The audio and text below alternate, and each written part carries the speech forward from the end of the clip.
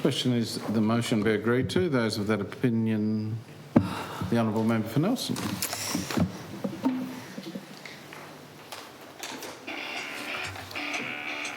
Oh, I've got my own soundtrack, Mr. President. Mr. President, I rise to just support this motion briefly. I think I'm similarly placed. I thank other members for their contributions, particularly with some detail there.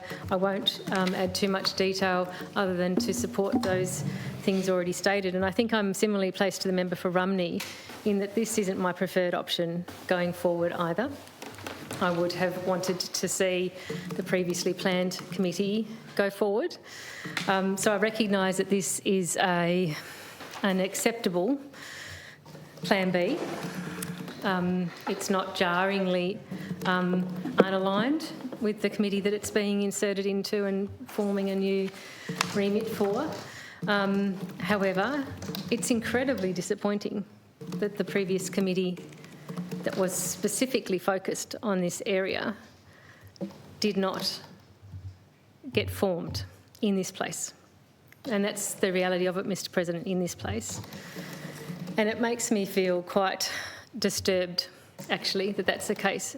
Having said that, I fully recognise that this is a small chamber of 15 members, numerous of whom can't do committee work readily because they're either in positions like yourself, Mr. President, or they're in executive government positions, holding portfolios.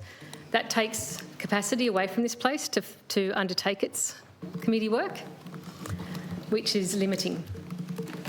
The other thing, though, that I can't help but reflect on is the fact that so often when this topic is being discussed in the community, when it's being discussed in this place,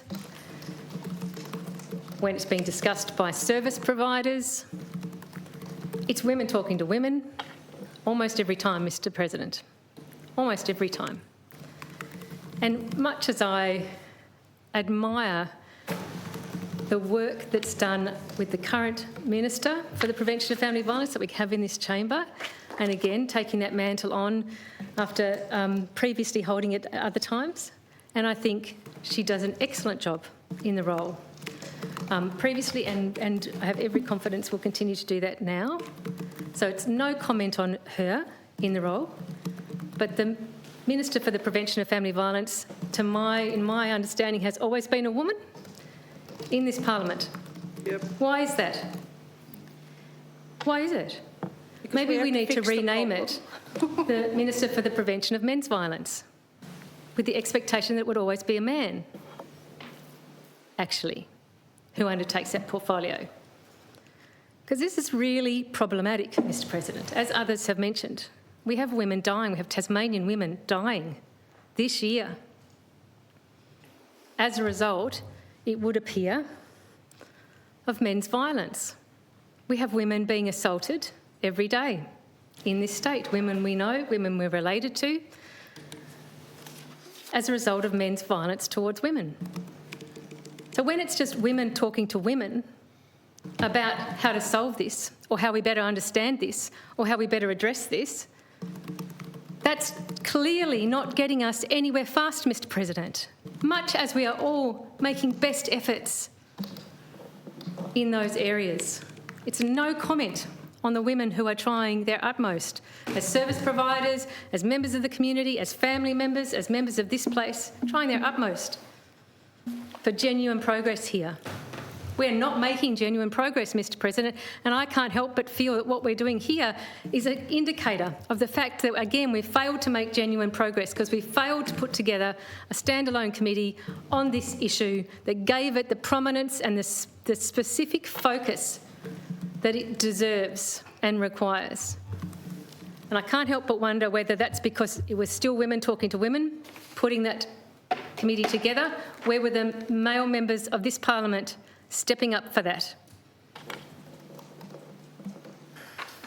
Perhaps that's too pointed. I don't mean to reflect in a judgmental way on the other members of this place, the male members, but actually I think there's a question for everybody here to ask themselves about it.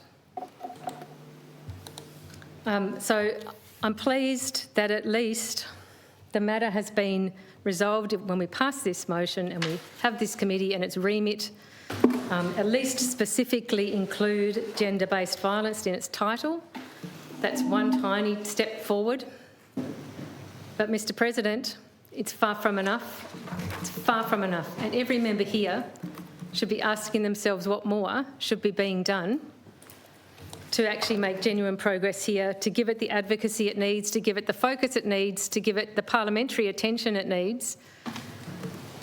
And the people who haven't gotten up to speak on this, Mr President, and the people who didn't put their hand up for the committee that was proposed should particularly have a good hard think about that.